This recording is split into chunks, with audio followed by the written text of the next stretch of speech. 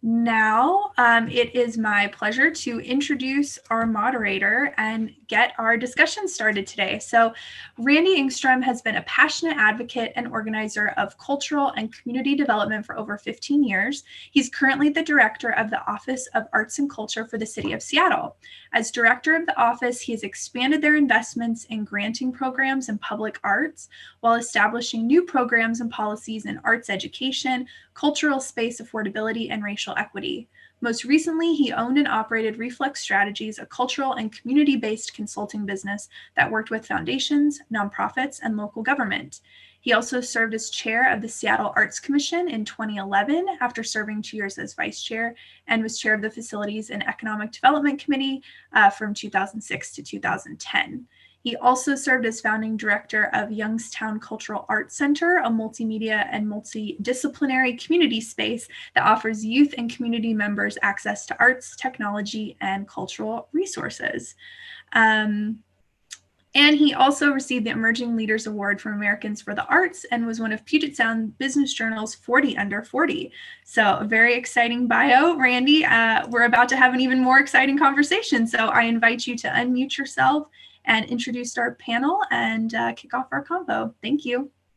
Thank you so much. And thank all of you for joining us this morning. I'm really excited for this conversation with three really brilliant leaders in our city at what is a really complex time in our city, in our country, in our sector. I know I am not sleeping well. I hope that everyone out there is staying safe and is in good health and is taking good care. The Office of Arts and Culture that I am privileged to run was chartered in 1971. It was the year of the largest recession in Seattle's history. Boeing laid off 65,000 workers, 65% of its workforce, and there was a billboard next to Boeing Field that said, "Will the last person out of Seattle please turn out the lights?" And when 34-year-old Mayor Wes Ullman was asked why you would charter a local arts agency in the context of the worst recession in your city's history, he said, "Because you have to give people hope." It is that context in which I think we have this conversation today. And it is in that spirit that I think we look to the arts to be that light at the end of this long, complex tunnel that we find ourselves in. You know, as we all know, I think Seattle was the first city, the Seattle region was the first region to experience a fatality from COVID-19. That was on February 29th. By March 9th, we were staring down a gathering ban from the governor of 250 people or more. By the following Monday, the 16th, we had shut down pretty much everything. And I think, as everyone on this panel knows, and probably everyone on the call knows, that essentially shut down the creative sector overnight with no time to prep. And that was pretty devastating. Obviously, it had tremendous economic consequences. And so as our community wrestled with both an economic and a public health pandemic, we then experienced the murder of George Floyd in Minneapolis. And we found ourselves in yet another pandemic, grappling with our history of racism and in a civil rights reckoning that joined the economic crisis and the public health crisis. And it's in all of that context that we are having this conversation today. Because while we are experiencing incredible loss and hardship, there has also never been a time where arts and culture has played a more powerful role in bringing communities together, in fostering empathy and connection, in creating hope for what a better future could be. And as we as a sector look to not only recover our organizations, but recover and heal and restore our communities, to reimagine what our city and what our agencies could be like, I look to artists, I look to the cultural sector to paint the picture, to write the score, to tell the story of what we could be on the other side of this crisis. And our office has been investing in the creative community, in artists, in cultural institutions for 50 years, and every single person on this panel today leads an agency that's been with us from day one. I will introduce them one at a time and also ask them a question. That question is going to be to briefly describe your organization and how that organization has been affected by COVID. Just, small question, probably no big deal. We've all been dramatically impacted by COVID. And I'm going to start with Amada Cruz. I think actually I was going to say the newest kid on the block, but I think Michael actually has you beat. I think Michael is the newest, followed by Amada, and Krishna is the veteran of the group. Amada Cruz was named the Isabel Nordstrom Director and CEO of Seattle Art Museum in September of 2019, a simpler time. Born in Havana, Cuba, Cruz studied art history and political science at NYU. Her first museum position was as a curatorial intern at the Solomon R. Guggenheim Museum in New York, where she subsequently worked as a curatorial assistant. She served as the Sybil Harrington Director and CEO of the Phoenix Art Museum from February 2015 through July of 2019. Her other museum positions have included posts as Assistant Director and Acting Director at the Lannan Museum in Lake Worth, Florida, Assistant Curator at the Hirshhorn Museum and Sculpture Garden at the Smithsonian Institution, Acting Chief Curator and Manilow Curator of Exhibitions at the Museum of Contemporary Art in Chicago, Director of the Center of Curatorial Studies Museum at Bard College, and the former executive director at San Antonio-based Art Space and artist residency program. Please join me in welcoming Amada Cruz. And Amada, could you please tell us a little bit about what SAM is doing and how you are being impacted by the moment that we're in? Yes, thank you, Randy. And thank you to everybody for joining us. I'm really happy to be with such an incredible group of leaders here in town. So first of all, from a personal point of view, I have to say it's been quite a first year here. I've been here for a year. For 6 months of that year, the museum has been closed. And as I tell people, I don't really know how to run a museum that is not open. So it's been quite an interesting opportunity and also a challenge. The museum closed like everyone else on March 13th. We have 3 venues. We closed the Asian Art Museum, which had opened only a month earlier. So opened that up, beautiful new facility, which was renovated, lots of excitement around it, up for 4 weeks, and then we had to close it down. Downtown space closed as well. We were able to keep the Olympic Sculpture Park, the actual park, open, and that's been a really wonderful respite for everybody. At the beginning of the pandemic, we were losing $1 million a month. Virtually all of our earned revenue was gone, including the shop, ticket sales, all of it. So that was quite interesting. We pivoted to existing online, just like everybody else, but like my colleagues here, I'm sure we can all attest to the fact that nonprofits are not particularly tech savvy. So it was actually quite an interesting challenge to do that. However, we have learned a lot. So that is probably the most positive outcome of this closure. We started working on the reopening about a month after. So put together a task force to really plan because we knew it was going to be hard to reopen, but we actually thought we were going to be closed for only 6 weeks at the beginning. So every month we had a new plan on reopening. We have reopened. We opened again on September 11th, and that was a really, really happy day. We felt like we had to reopen, even though, frankly, we are still losing money because we wanted to retain our members. Our loyal members who have really stuck with us were losing a little interest. And so we felt like we needed to really be visible once again. The reopening has also allowed us to go after some fairly big national grants. We could only do that by being open. So that has been a really great opportunity and that's gone well. Also, we are back to earning a little bit of earned income and things like the shop are doing better. The morale boost cannot be overstated as well. Really a big thing for the staff to be reopened.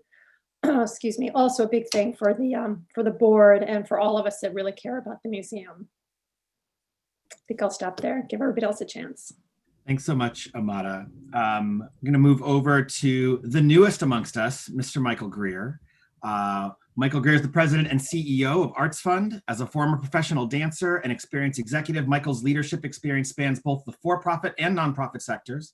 He previously held roles as the executive director of the Oregon Ballet Theater and Portland Ballet in Maine. Michael started his career as a dancer with Ballet West in Salt Lake City, where he danced for 6 years. Michael then spent nearly a decade in leadership and executive roles in manufacturing, financial services, and commodities in India and mainland China for several multinational firms. He's a former trustee at the Oregon Arts Commission, Cultural Advocacy Coalition, and the United Way of Greater Portland. Michael holds a BA in economics from Hampshire College and a master's in education from from U of I, Champaign-Urbana. He is currently pursuing an MBA from the Wharton School. Please join me in welcoming CEO of ArtsFund, Michael Greer. Thanks, Randy. And thanks to Amada and Krishna and everyone else on this call today. This is such an important topic. ArtsFund, as many of you know, is supporting our community through leadership advocacy and grant making. We are coming out of our 50th year of existence here in the greater Puget Sound community, and it has been a wild ride. As Amada mentioned, I have been in this role now for 5 months, and so I have known nothing but COVID. And it is amazing. There are still people on my staff that I have not met face to face. But what has ArtsFund been doing throughout this crisis? I think it's important to remind everyone that back in March, when this really took off, ArtsFund, we started to quantify what it is that was, the impacts of this. And we came out in April with a survey that looked at our cultural partners network, which was a group of about 120, 130 arts organizations, and asked them what the impact was at that point. And so we found between April 9th and April 20th, the projected financial loss for the sector out of those groups was roughly $134 million for fiscal year 20, with employment losses of nearly 5,000 employees. That was back in April.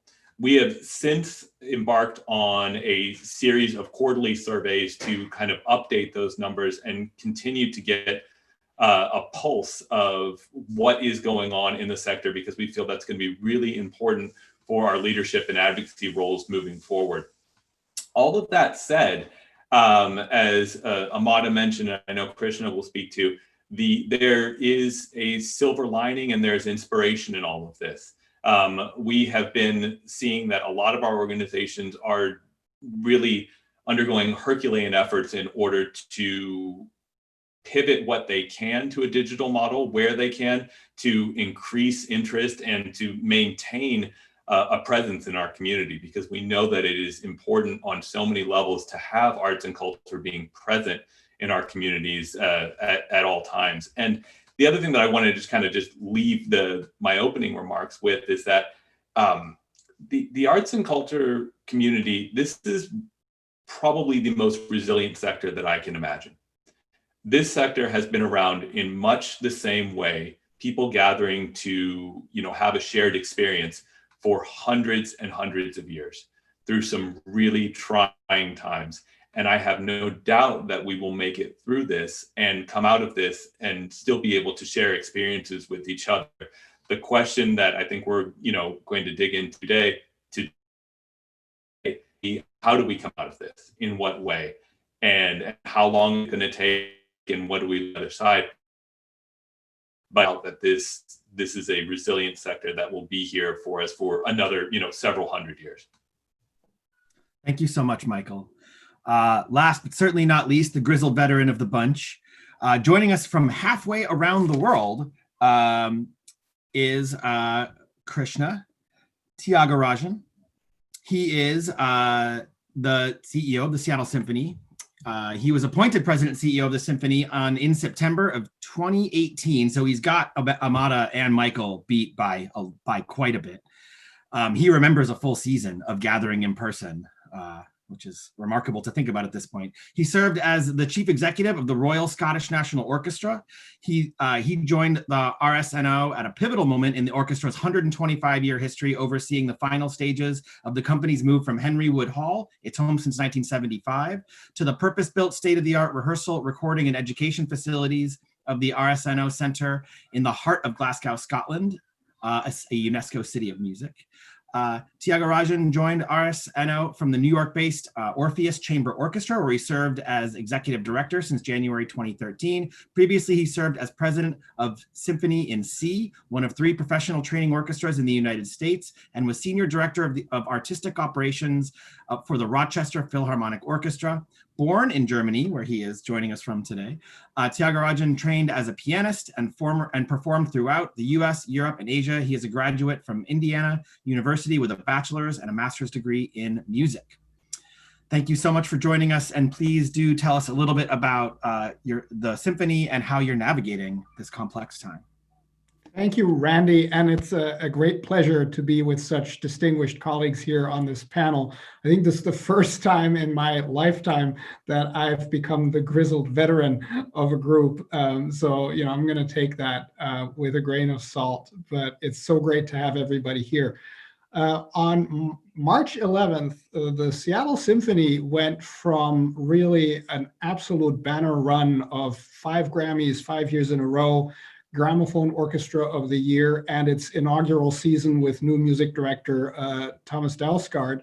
That's all that happened just before March 11th. And then on March 11th, we went to lights out because we were not able to fulfill any of the requirements that were given forth by government, both state and local, regarding the COVID measures that had to be implemented.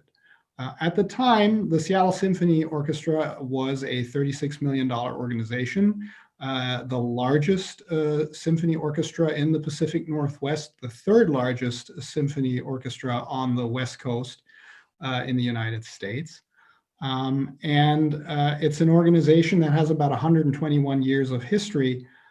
So it's weathered some storms, but this one seemed to be different from all the others. And just like Amada, we thought initially we could be back in business in about 6 weeks. Of course, that's not to be.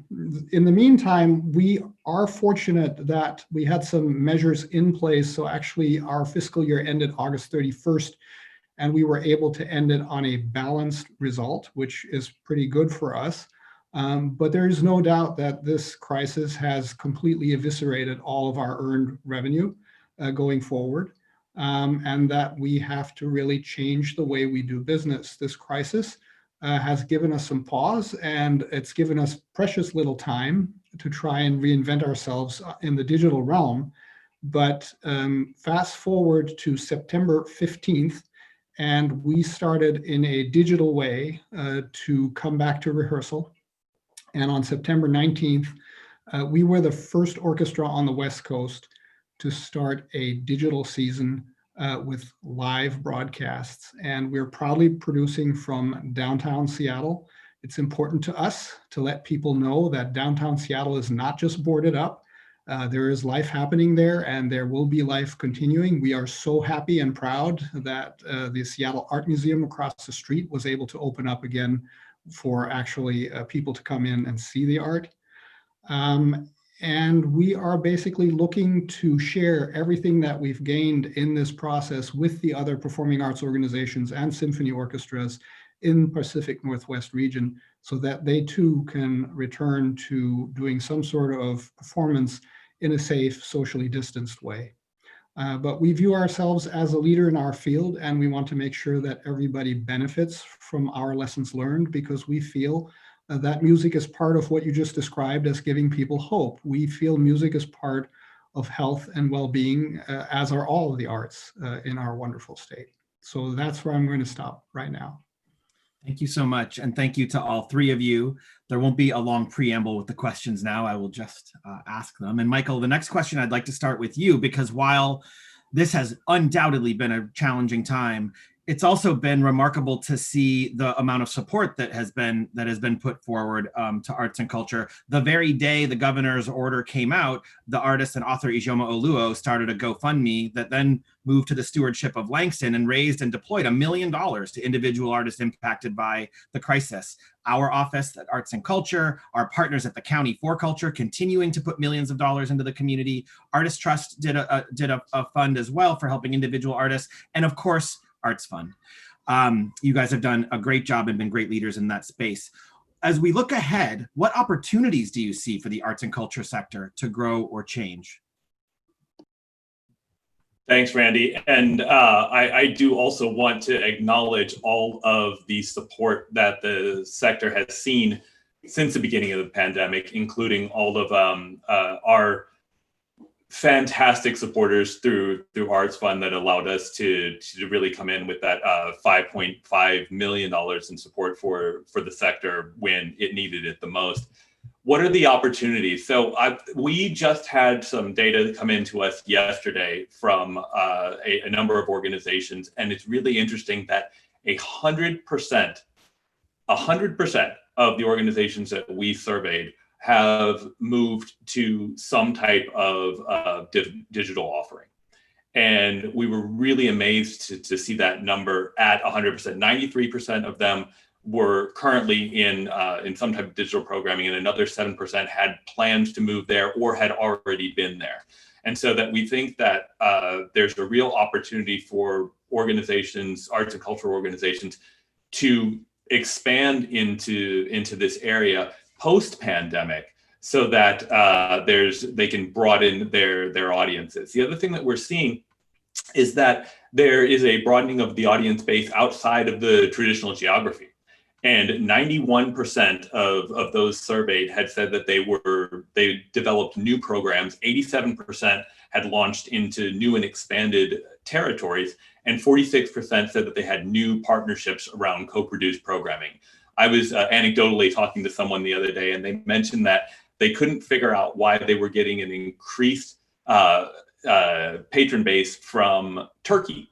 And they were having to adjust their programming and the times and the schedules, because they just kept getting more and more people from Turkey, and they couldn't figure out why.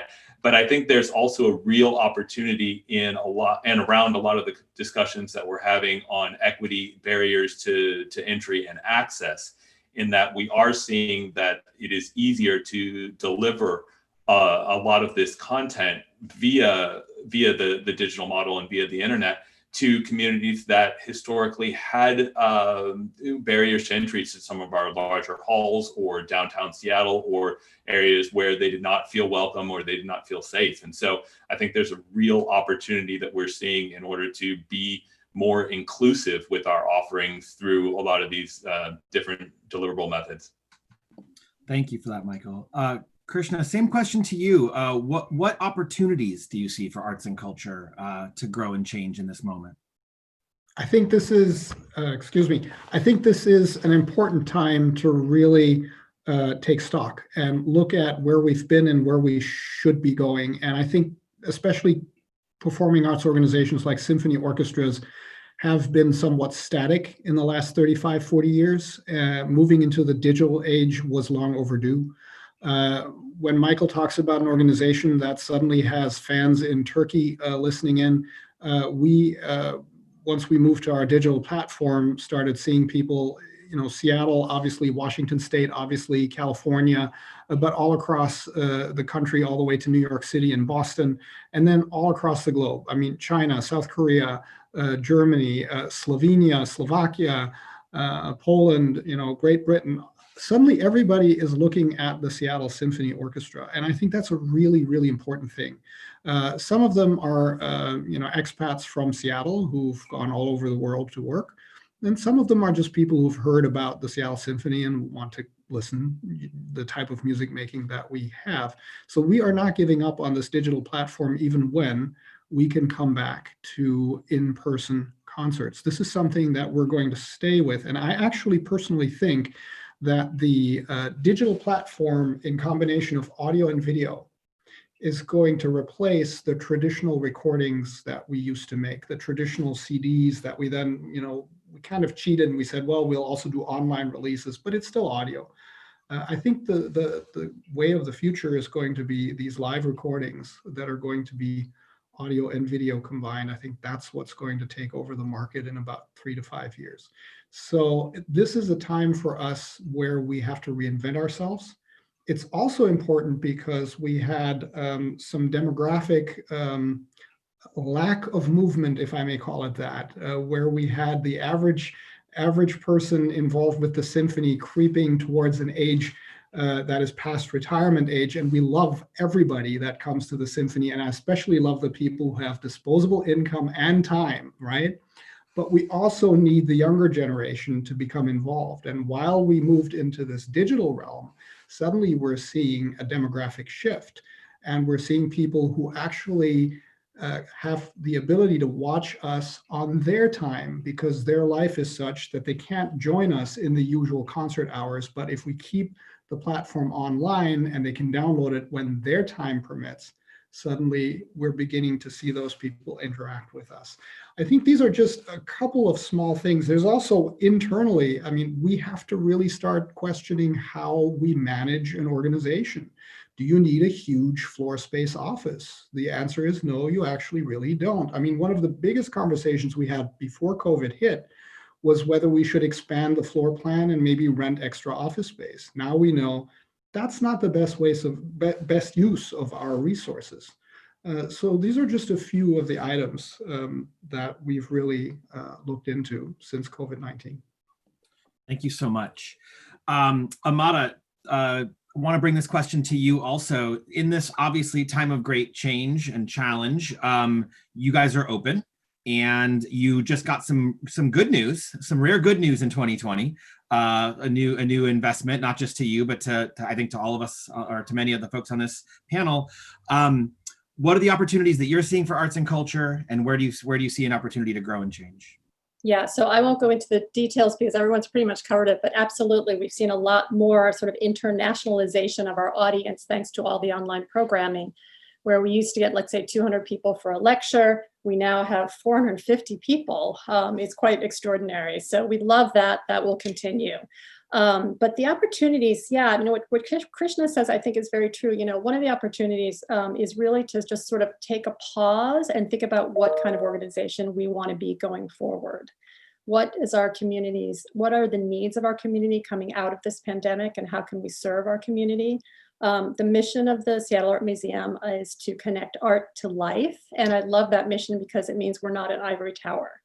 We are out there to serve you. We want you in the museum, either virtually or physically. So that connection is really important. And it was frustrating not to be able to serve that mission so directly. So how can we do this now when we're only allowed to be open at, let's say, 25% capacity, right? So we really need to rethink what our relationship is with our audience. And those are you know, that's about short-term strategies, but also about long-term vision of what the organization needs to do. Yeah, the other opportunity that we just got with this wonderful news of funding to get us through some of these challenging, financially challenging times, but also we just got a grant which will allow us to buy works of art by artists, emerging artists, new voices, BIPOC artists, and that's a really incredible opportunity for us. We're really thrilled about that. Thank you so much. I want to stick with that topic for just a second.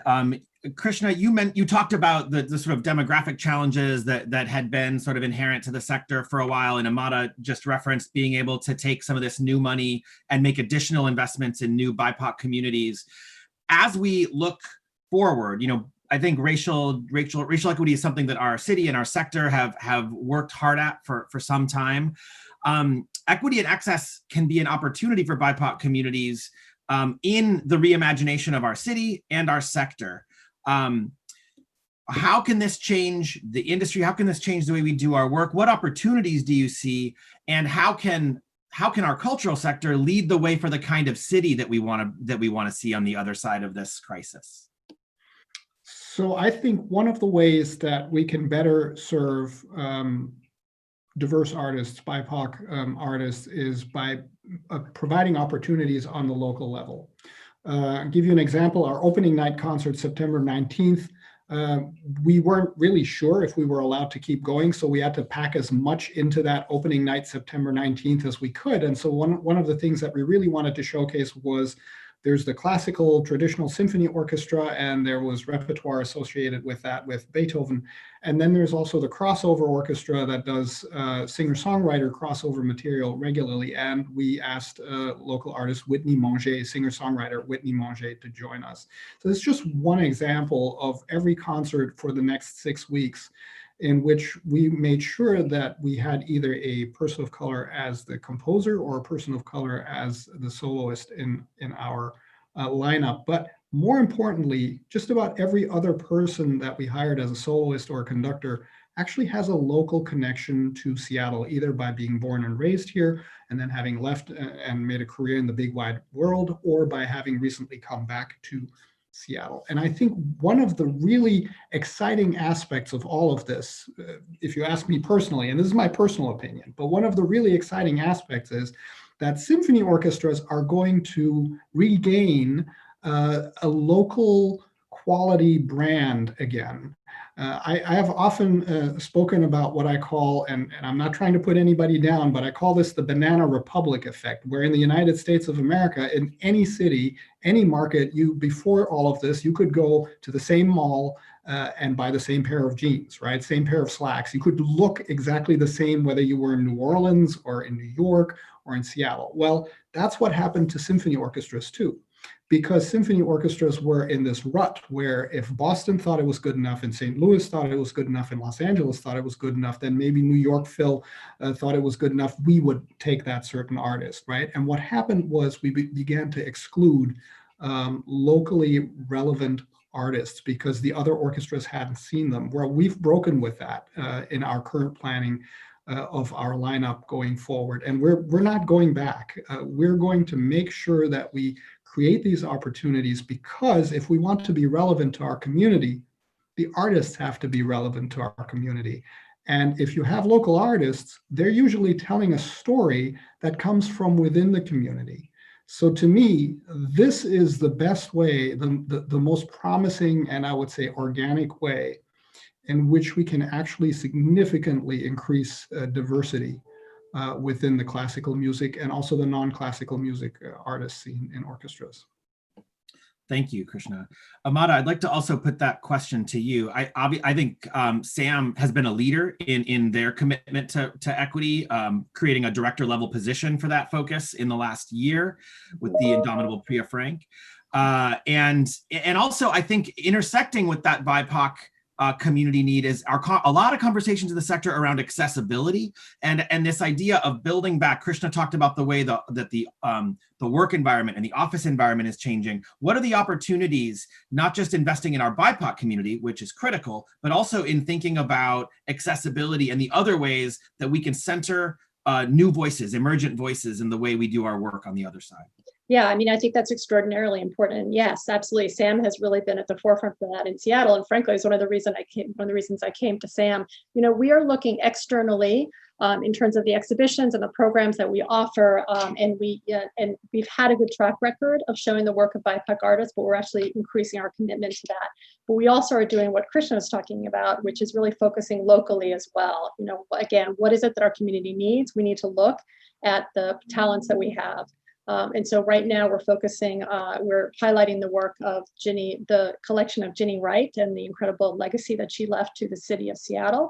But then we shortly, in a month, we'll have an opening of the incredible local iconic artist, Barbara Earl Thomas, who's extraordinary. And that was planned a while ago, actually. We had to reschedule it for post-COVID closure. So that commitment is really important. But we also decided to really look internally. So we just started an equity task force, which is made up of board members, community members, and also staff members to really move this commitment to racial equity forward and bring in the whole. I very much wanted to bring the entire organization sort of 360 into this conversation. So after 6 months of meeting every month, we will have some very actionable items and recommendations coming from the task force to the board and to the staff, to management, to make sure that we are actually, it's not just what the equity team does or what the exhibitions do, but it is the entire organization internally as well. So that we're making some very strong structural changes. So the racial reckoning is actually an opportunity. It's a good thing. It puts a spotlight on all of us, and we are being called to account, and that's a positive thing in the end. Couldn't agree more. Thanks, Amada. Michael, I know that this is also a topic that ArtsFund has really tried to take on in recent years and in recent months. Can you talk a little bit about the opportunities you see for ArtsFund to center BIPOC communities in a way that can grow and be a strategic opportunity for your organization? 100%. And I want to really acknowledge Amada and Krishna and a lot of the other organizations out there that are doing the work in order to try to lift the stories and center some of these conversations. But one thing that we're realizing at ArtsFund, and we really want to make known, is that it's not as much about change as it is about recognition. There are fantastic organizations within that are being led by the BIPOC community that are doing good work. They've been doing good work for decades. And I'm thinking about Sharon Williams at CD Forum. I'm thinking about Tim Lennon at Langston, Miss Melba at Northwest Tap Connection, Russell Brooks at Red Eagle Soaring. I mean, the list goes on and on and on. And on top of, or I guess in addition to the work that, some of our anchor organizations are doing in order to center and highlight composers or choreographers or artists of color, we're also looking at how do we lift the voices of those in our community that have been here doing the work for decades, and how do we give them access to not only the patron base, but just the microphone, so that they are being seen. And that's part of some of the digital transition that we've been looking at, is that there is a little bit of an equalization, and we're we completely acknowledge the fact that not everyone has the same access to the resources in order to build those digital platforms, but it is a little bit less of a list, I'd say, than building another Benaroya Hall. Or having access to Seattle Art Museum. So we feel that there's a real opportunity to continue this equalization of the conversation among existing BIPOC voices in our community, and to amplify the work that a lot of organizations are doing with additional voices. That's great. Thank you, Michael. And thank all of you both for that answer, but also for your commitment to that work, because I think it's something that we hold really close at the city. I want to get back to something that Krishna said. My goal is to this will be the last sort of prompt question, and I'd love to get into some questions from the audience, and there's one that we got, but I want to go back to something Krishna said about Seattle's brand and identity, and how we really can harness local talent to tell our story in a way that's unique. Jerry Garcia is an architect at Olson Kundig who used to be on the Seattle Arts Commission, and he said in a focus group that we were holding a number of years ago with Sharon Williams, actually, he said that as individual places, as the world gets more interesting because of everything that we talked about, the internationalization, right? You can access anything, anytime on your device.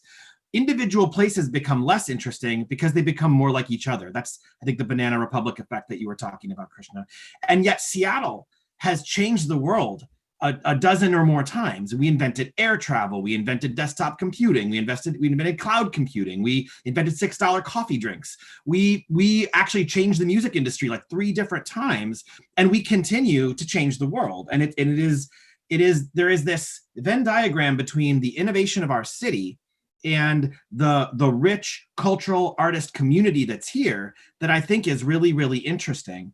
And so as stewards of those cultural institutions and those artists, what support do you need from government? What support do you need from private businesses? What do you need in order to make real that opportunity to brand Seattle as the city that it can be, and maybe always has been, but going forward, we get to tell that story in a new way, in a different way. So Amada, I think I'll start with you. What do you need from us at the city, from the government at the state? What do you need from our partners at the chamber and our partners in local philanthropy? I mean, money, yes, but what else? Yeah, I was gonna say support. Clear guidelines. Raise taxes a little bit to support all of our organizations. That would be really, really powerful. Absolutely. No, but I love this idea of the focusing on the local and the tradition of openness and innovation in Seattle is obviously really important. So one of the things I think that goes unsaid is, the sort of moral support that you get, that you need as the leader of an organization to new ideas and trying something different that maybe you don't see in New York and you don't see in other major cities. So that kind of, sort of acceptance of something new and something untried is really what spurs innovation. And that is a very important attitude in the city. And I think that's something that we all absolutely need.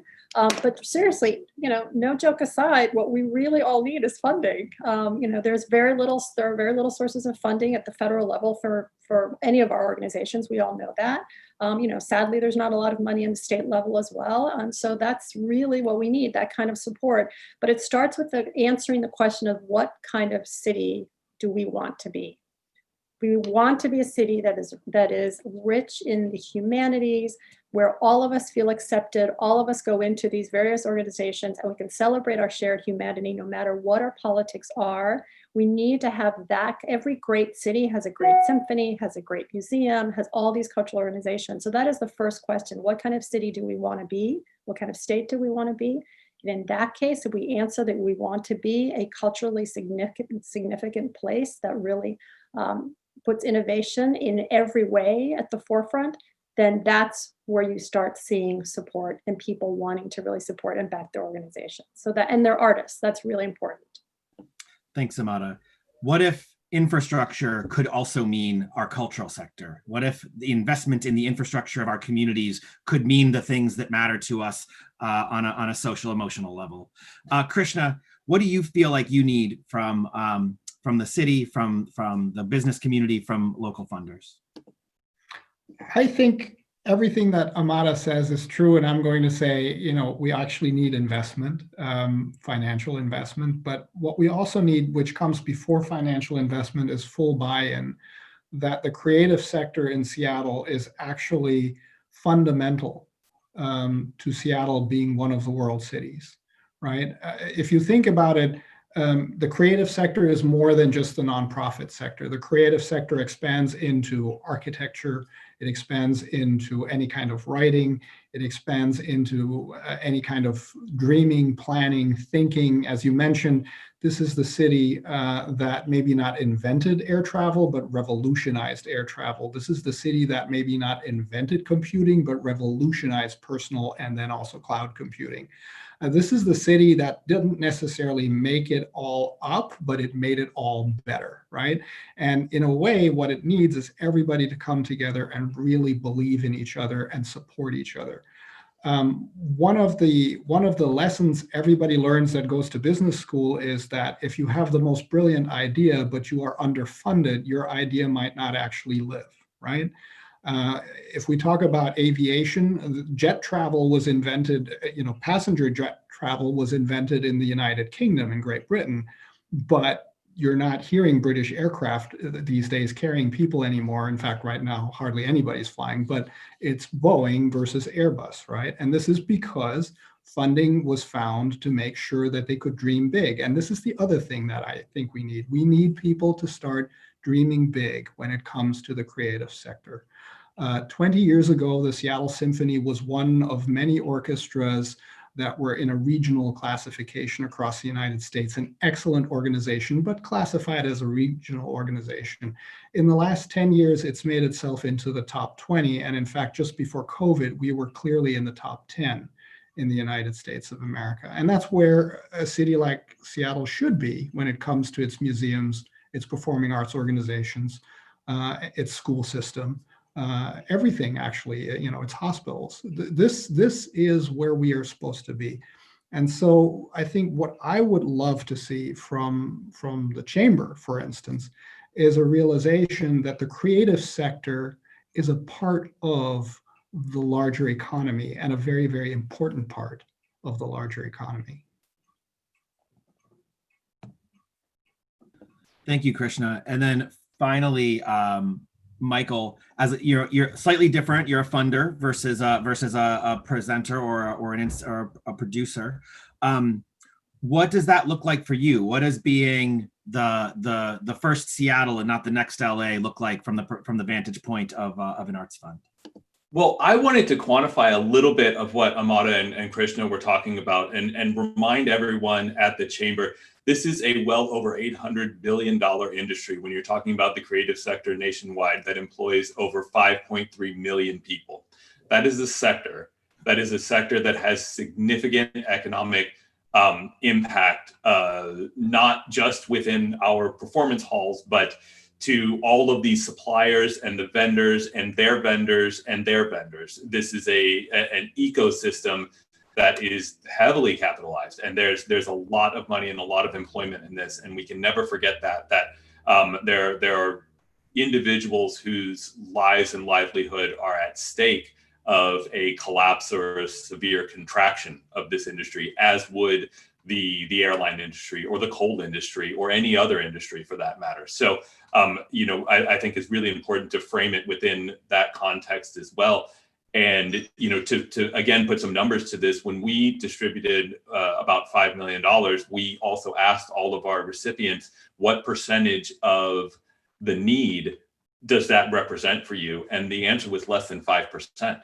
So for 120, 130 organizations, just here in the Central Puget Sound region, that equates to over $100 million worth of need. And if you extrapolate that nationwide, we're talking billions. We're not talking millions. And that number really aligns with the same amount of national support that we've seen in the UK and in Germany. And so this when we're talking about support, we're really talking about a large investment in the sector from our local, state, and federal politicians and authorities.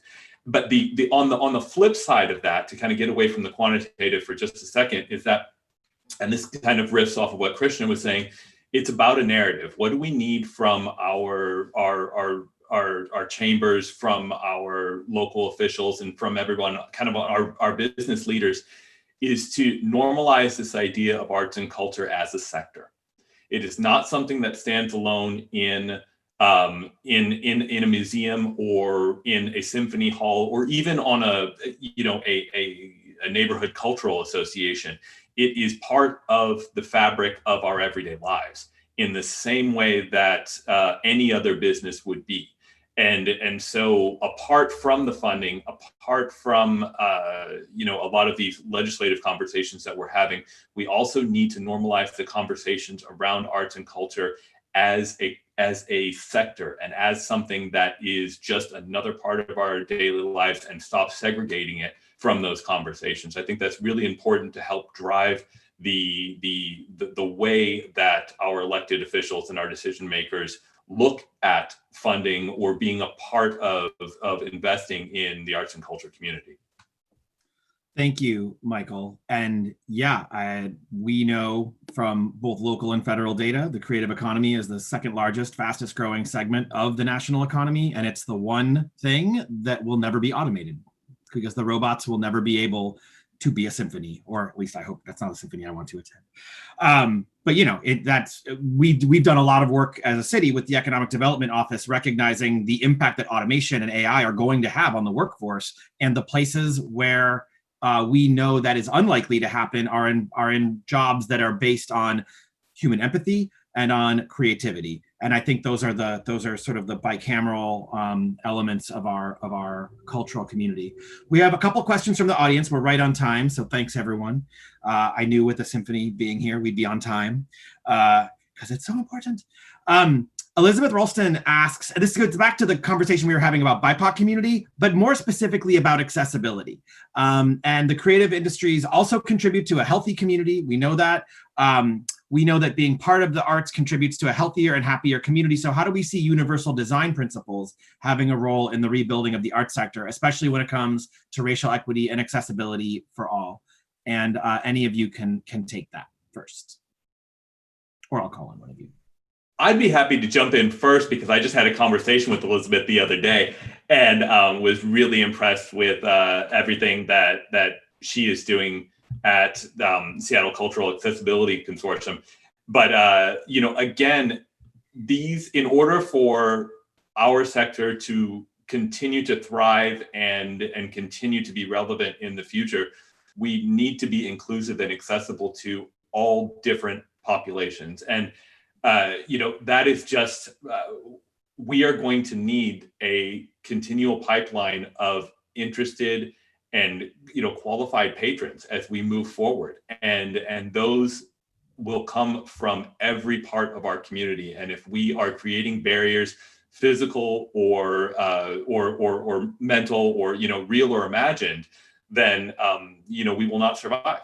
And I think that Amada and Krishna can speak to it in more practical terms, but creating accessible spaces, again, physically and in the minds of our patrons, is incredibly important. So anything that we can do to that will help us come out of this and recover stronger. Krishna, it looked like you were going to jump in as well. Well, I just think it's interesting, the universal design principle, to put that in there. I don't think symphony orchestras ever think in those terms. It's something that we have to actually begin to put into our vocabulary. I think the one thing that is even more important than that, I think, is that we have to change our processes, right? Because if just being very collaborative and having a process-driven environment were to lead to the desired outcome of fair equity and inclusion, then it would have happened 40 years ago. But the processes that we've had in place need to be rethought and sometimes shaken up. And that will allow new spaces to open up for people with different viewpoints. And I think that's really important here. If we want to have better representation, we need to be open to new viewpoints, because the idea that everybody's going to have the same group think once you open a space up is, of course, false. We have to become very comfortable, and we indeed have to invite new viewpoints to be brought into the conversation. And I think that, to me, is the biggest benefit of the conversation that's going on right now about equity and inclusion. Thanks for that, Krishna. I think, yeah, both process, not just outcomes. We want outcomes, but the process really matters. And finding comfort with discomfort. We all are going to be pushed to do better and to think differently and to try new things and to take some risks. And I think that's really sage advice. Amada, anything you want to add before we jump to the next question? Yeah, I mean, the only thing I was going to add is, I mean, we're looking into that now, especially since we were closed for so long. So physically getting into the galleries and looking around and seeing what we can do to increase accessibility. But the other thing is, we found out the online programs, all of a sudden these barriers, physical barriers to participating in them are gone. So we have a lot of older members and even board members in wheelchairs who are thrilled that we were doing all these programs. So that was something that we just hadn't really anticipated. So lots of folks that simply can't come in person are now participating in this other way. So that's another nice surprise and something positive from the closure. Great, thank you so much. We have there's actually a pair of questions from Jennifer Rice. I'll put them together, although they are distinct. One question is just about, particularly, Krishna, you mentioned some studies, some research that you're doing, just wondering how that's going to be shared. And I would extend that also, it sounds, Amada, like you guys are having some internal questions that are going to come to some decisions that are of consequence. And Michael, you're obviously gathering and tracking the impact data. So one question is just, how are you going to share that? Where can folks go to learn the information that you are sort of interrogating within your organization? And the more specific question for Sam and our friends at the Symphony is, are you using this downtime to make long-term structural and architectural changes related to reopening? Is there any discussion about removing seats or or dealing with hallways or touchless bathrooms? Or, there are short and long-term implications to the moment that we're in. Have you made any architectural changes to your facilities? And Krishna or Amada, either of you can jump in on that one. So in terms of sharing the return to business plan that we had to create, which dealt with safety protocols and hygiene protocols for our musicians to be able to come back into Benaroya Hall, we've actually shared that with the State Arts Council, which is working with the Governor's Office, and I'm very, very honored to be part of that group, working with the Governor's Office to try and make recommendations on how performing arts companies can come back to life all across Washington state. You can also just email us directly if you know of an orchestra or a performing arts company that has a question, and we will share our plans with them, obviously free of charge. If they decide to move forward, we just love a mention that they benefited from not repeating our mistakes that we made and learned in the process. We are also working with orchestras, frankly, across the country We had the music director of the New Jersey Symphony come and do her first performance in 6 months with us just a few weeks ago. And then she said, well, wouldn't this be nice if the New Jersey Symphony in Newark, New Jersey could come back to life the way we did? So she asked us to share our protocols, and lo and behold, this week they're back to life as well. In terms of structural changes, not at this time. We're carefully assessing bathrooms and hallways and seats. I don't think we want to take seats out. I think we will be in a prolonged period of social distancing. I think people, even if there's a vaccine deployed, I think people will not feel comfortable with 2,500 sitting shoulder to shoulder. So we will leave the infrastructure in place, but we will make sure that we keep the distance. Going forward, though, I think we will begin to evaluate all of this. Keep in mind, when I mentioned that we got through the last fiscal year, which ended on August 31st for us in a balanced fashion, we did stop all capital projects in order to do that. And also just to say this, and then sorry, Amara, I don't mean to go on for too long, but for us, the difficult period starts now. Actually, for us, the difficult period is to get through next year, to get into next summer. And the level of uncertainty as to how much audience can come and sit with us live is very high at this point. So to make any structural changes now would be premature. We need to first understand what kind of a post-COVID-19 reality we're truly going to have. Amada, how's Sam wrestling with these issues? Yeah, I mean, we have not undertaken any major physical changes, architectural changes, mostly because of the financial impact of COVID, which continues. So it just wouldn't be smart for us to do that. We have done things like moved out, changed offices in terms of furniture and that sort of thing, and closed off bathrooms. So anything that we needed to do to keep people safe right now is what we've really done. In terms of publishing things, there is information on our website in terms of the protocols that we use now. They're not incredibly, let's say, innovative. Most museums in the country are basically doing the same thing, but all the information is certainly there. And the governor's office also has that information as well. The structural changes that we're making, again, they are not architectural. They really are more about the internal culture of the organization and also this renewed commitment or increased commitment to racial equity. That is really the important work that it's taking place right now structurally in the organization. And we will be publishing the results of that most likely online, probably not until January or February. Thanks, Amada. Michael, I wonder if there's any, if you've seen any examples of this. I think there's a number of folks who are trying to bring their programming outside. Obviously, everybody is bringing their programming online. Are there any physical changes that you're aware of that folks are making in their spaces in the ArtsFund landscape? Sure. Actually, I'll tip my hat to Krishna. I was on a call with him the other day, and he was describing the levels of HVAC system that were available at Benaroya Hall. And I believe that Germany also just passed, increased, had a large amount of funding towards arts and cultural organizations to upgrade that HVAC situation. And so I think a lot of what we're seeing our organizations asking, how can we create our spaces in a way that are as safe as possible and allow for patrons to make up their own minds on their level of comfort in these spaces.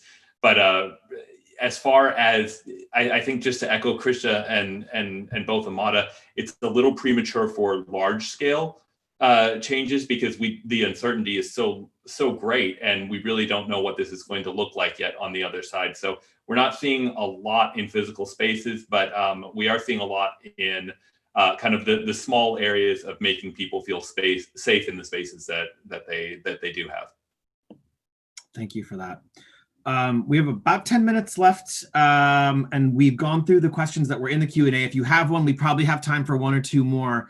I just wanted to ask the three of you, as you reflect on the last 7 months, the chaos that it was, what is one thing you've learned that that surprised you? and that could be about programmatic needs. It could be about resilience. It could be about anything. But what's one thing that really stood out to you, that surprised you about the last 6 or 7 months?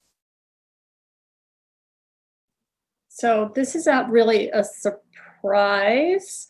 It's more something I suspected, but you cannot communicate enough during a crisis.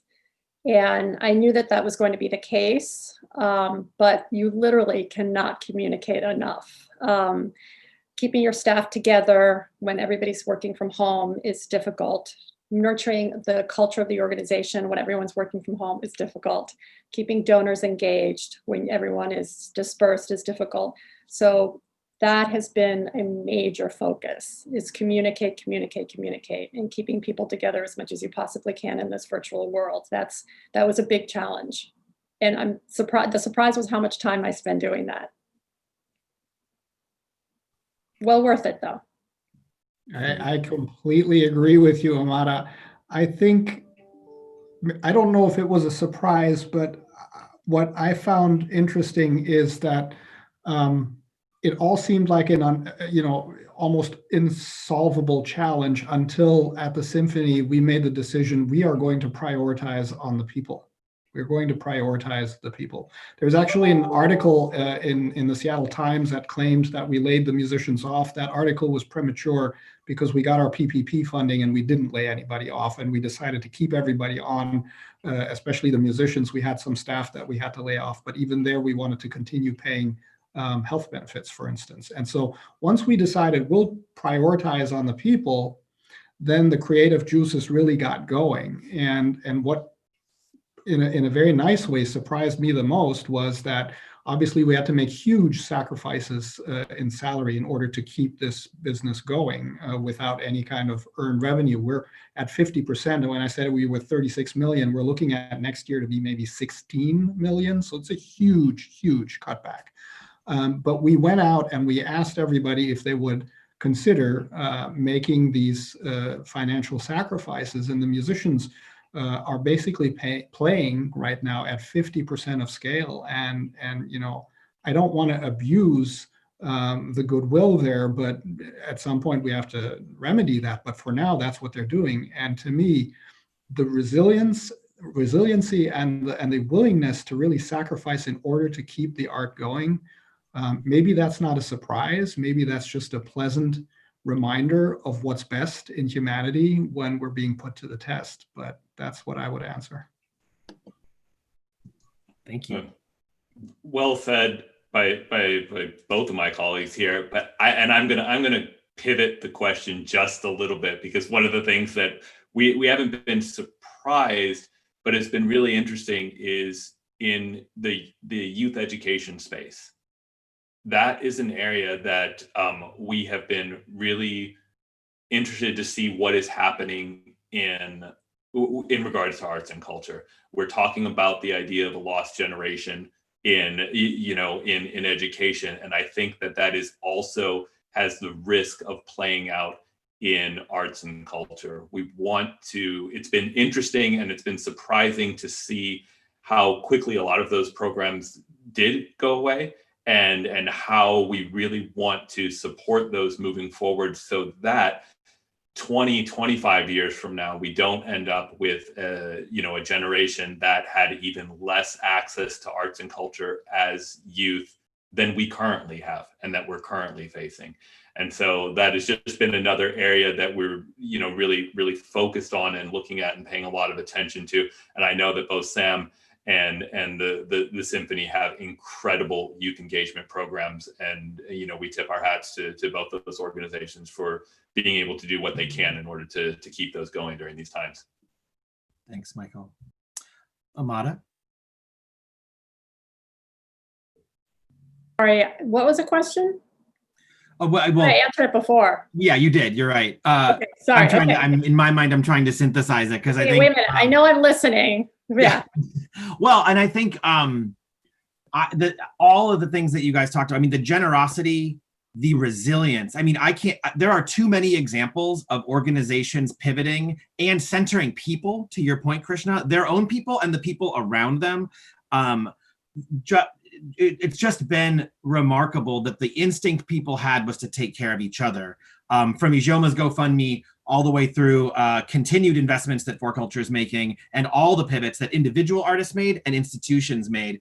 And Michael, your point about young people is also really well taken. Both the gravity of what are, in particular, 16 to 24-year-olds are staring down right now in education and the economy is incredibly scary. And so the ways in which the cultural sector and education partners have wrapped their arms around some of our young people is really important. And I will give a special shout out to the arts education partners that our office works with, because when school went online with no prep in the spring, it was the teaching artists, the arts educators, the cultural partners who were the quickest to respond. You know, we had 30 creative advantage videos or 90 videos by 30 artists online within weeks of the closure. And that is such a testament to the innovation and the thoughtfulness and the nimbleness of the field. We are just about at time. I want to just say thank you to all three of you. This is a busy and scary time, and to give of your time to talk with the folks in the community is really, really lovely. All right, Elizabeth has one more question. We'll get that in in the end here. You know, these are hard times. I appreciate the work you're all doing. I appreciate the Chamber giving us an audience and a platform to have this conversation. I appreciate the sponsor, without whom this probably wouldn't have been happening. So thank you for that. And thank you for providing healthcare to people, because that is also critically important. Quick thought, digital advancements in the past 6 months. What specifically have you done to expand your accessibility outreach with your digital expansion? We'll do a quick go around and then we'll leave it there.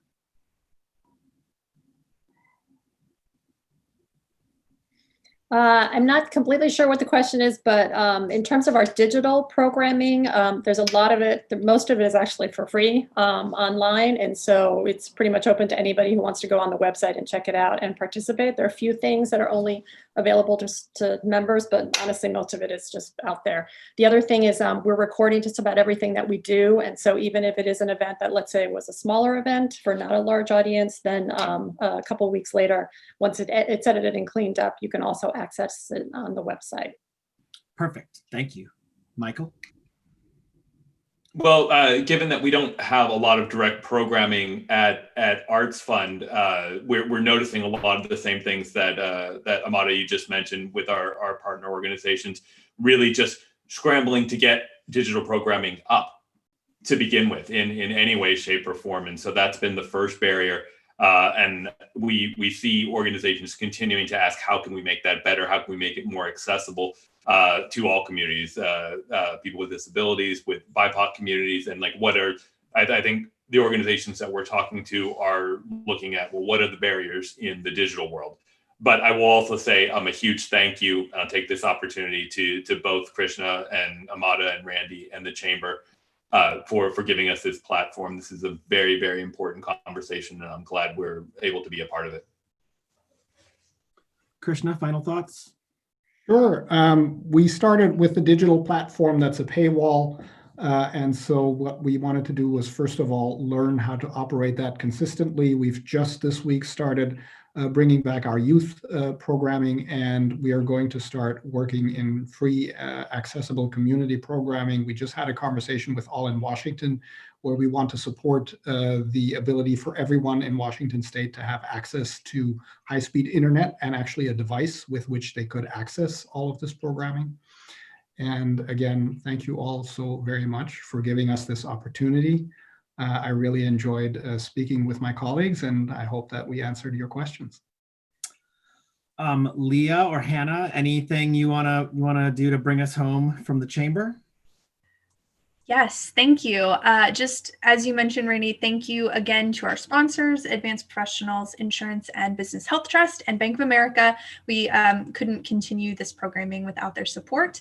Thank you all so much. That was a fascinating conversation.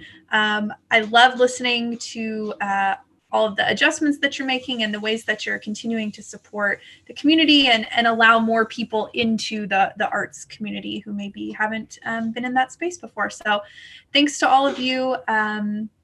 Hope to see everyone at another chamber event soon. Check the calendar. We've got some good stuff coming up. So have a great one. Thank you. Thank you, everybody. Thank you, Randy. Thanks all. Thank you.